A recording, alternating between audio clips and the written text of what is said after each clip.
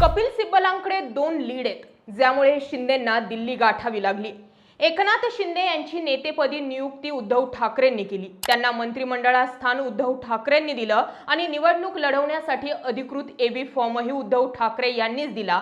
त्यामुळे उद्धव ठाकरे पक्षाचे अध्यक्ष नव्हते असा दावा कायदेशीरदृष्ट्या ग्राह्य धरता येणार नाही। अशा परिस्थितीत शिंदे गट शिवसेनेवर मालकीचा दावा कसा करू शकतो?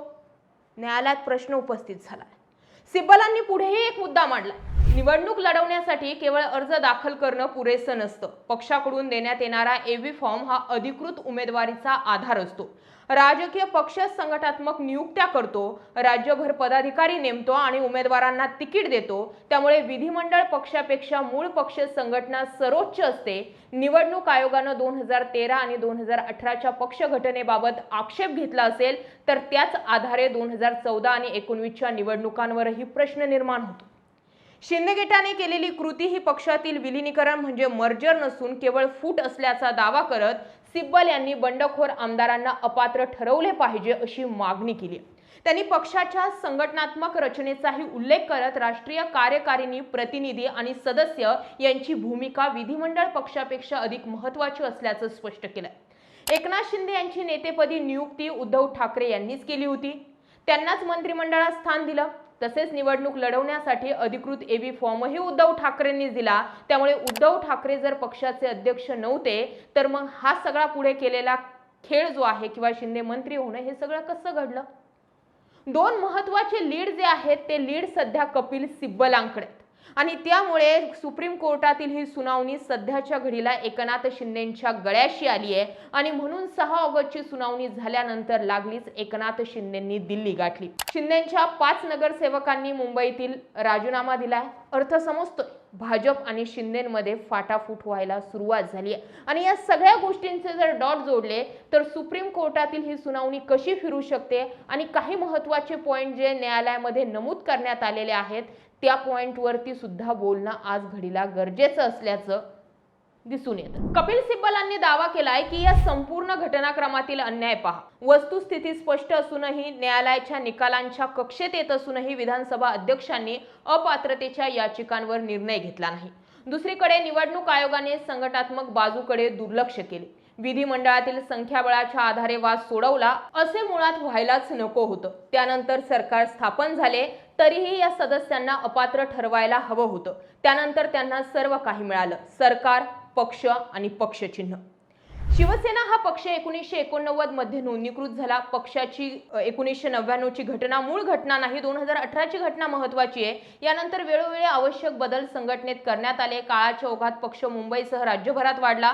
पक्षाच्या 2018 मधील घटनेनुसार 6 पैकी 6 नेत्यांनी उद्धव ठाकरेंना पाठिंबा दिला। यातील राष्ट्रीय कार्यकारिणीतील एका सदस्याचे निधन झाले। उपनेते, सचिव, संपर्क प्रमुख, जिल्हा प्रमुख यांचेही जास्तीत जास्त समर्थन ठाकरेंना होते असं सुद्धा सिब्बलांनी म्हटलंय। घटनात्मक संस्था घटनात्मक कार्य पार पाडतात तर राजकीय पक्ष राजकीय कार्य करतात। जेव्हा एखादे घटनात्मक प्राधिकरण आपल्या अधिकारांचा वापर करते तेव्हा त्या संस्थेच्या सचोटीचे निकष अनिवार्यपणे अधिक उच्च दर्जाचे असतात। राजकीय निर्णय नेहमी सुधारला जाऊ शकतो, परंतु अशा परिस्थितीत निवडणूक आयोगाने एकदा घेतलेला निर्णय प्रत्यक्षात अनेकदा बदलता येत नाही असंही सिब्बलांनी म्हटलंय।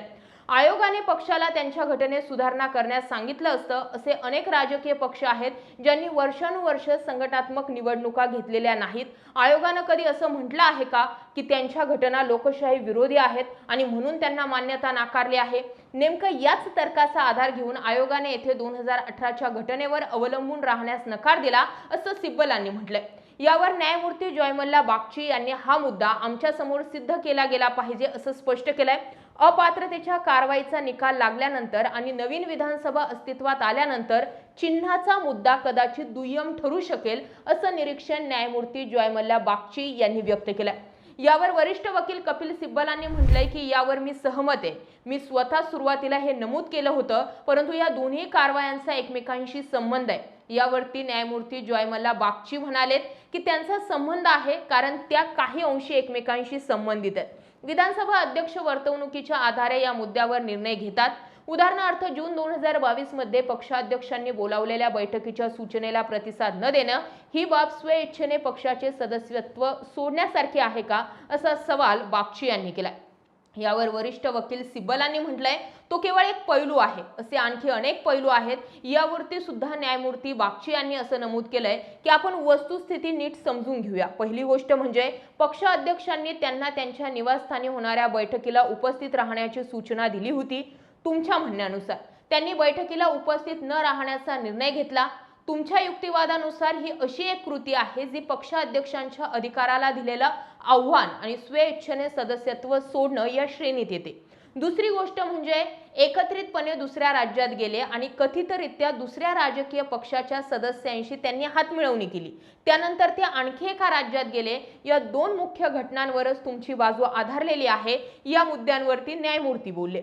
आता सध्याच्या घडीला कपिल सिब्बलांकडे आजच्या सुनावणीमध्ये 2 लीड आहे. आज सुप्रीम कोर्टात सुनावणी पार पडणार आहे आणि 2 लीड. एक, जर आमदार अपात्रता निर्णय अगोदर झाला असता आणि न्यायमूर्ती असताना सरन्यायाधीश असताना धनंजय चंद्रचूड यांनी प्रतोद म्हणून सुनील प्रभूंची नियुक्ती योग्य ठरवली, अर्थ व्हीप त्यांचा लागू होतो आणि त्यानुसार एकनाथ शिंदेसहित 16 आमदार अपात्र होतात.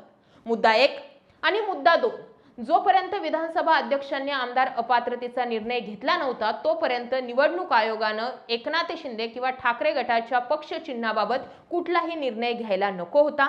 आणि तिसरं लीड म्हणजे शिवसेनेची बदललेली घटना. या 2-3 मुद्द्यांमुळे सध्याची सुप्रीम कोर्टातील सुनावणी ही एकनाथ शिंदेंच्या गळ्याशी आली. न्यायमूर्तींचा आणखी एक म्हणजे सुप्रीम कोर्टाचा आणखी एक सवाल आहे की विधिमंडळ पक्ष मोठा की राजकीय पक्ष मोठा, तर त्यामध्ये राजकीय पक्ष सर्वोच्च असतो हे सुप्रीम कोर्टानं म्हटलंय. त्या आधारे ही सुनावणी सगळी ठाकरेंच्या बाजूने झुकली आहे. आता एकनाथ शिंदे दिल्लीत गेलेत, नरेंद्र मोदींना ते भेटून आलेले आहेत. त्यानंतर या सुनावणीवर काही परिणाम होतोय का हे पाहण्यासारखं असणार आहे. तुम्ही कसं पाहता या मुद्द्यावर व्यक्त व्हा. हा व्हिडिओवर तुमचं काय मत आहे हेही आम्हाला कमेंट करून जरूर कळवा. जय महाराष्ट्र.